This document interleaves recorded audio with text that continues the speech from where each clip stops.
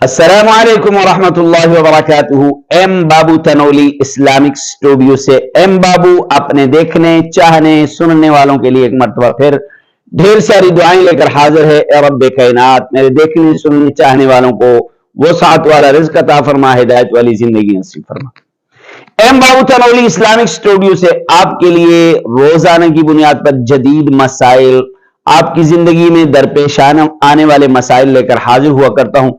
لیکن سنیے، آج مسائل نہیں ہیں، آج کیا بتانے لگا ہوں۔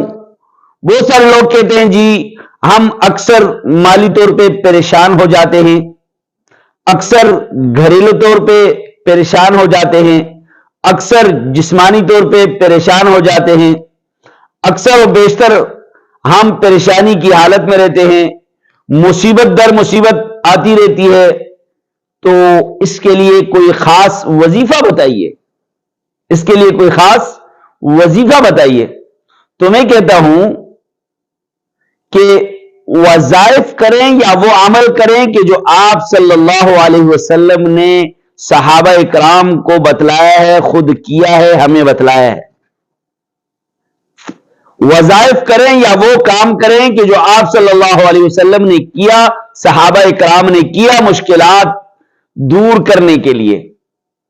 آپ سوچیں گے وہ کون سا عمل ہے، وہ کون سا وظیفہ ہے، وہ کون سا کام ہے کہ جو مشکلات کے حل کے لیے آپ صلی اللہ علیہ وسلم نے کیا اور صحابہ کرام کو فرمایا اور صحابہ نے کیا اور تابعین تبع تابعین اولیاء کرام نے یہ عمل، یہ وظیفہ، یہ کام کیا۔ تو میرے بھائی غور سے سننا، وہ عمل ہے 2 رکعت نماز صلاۃ الحاجت، 2 رکعت نماز صلاۃ الحاجت، 2 رکعت نماز صلاۃ الحاجت۔ وضو کیجئے، اللہ کے سامنے آ کے کھڑے ہو جائیے، اللہ کے سامنے جھکیے، اللہ کے سامنے جبین جھکائیے اور پھر اللہ کے سامنے ہاتھ اٹھا کے اللہ سے مانگیے کہ اے رب کائنات میرے گناہوں کو معاف فرما۔ قرآن کی آیت ہے کہ جو تمہارے اوپر جو بھی پریشانیاں آتی ہیں یہ تمہارا کیا دھرا ہوتا ہے۔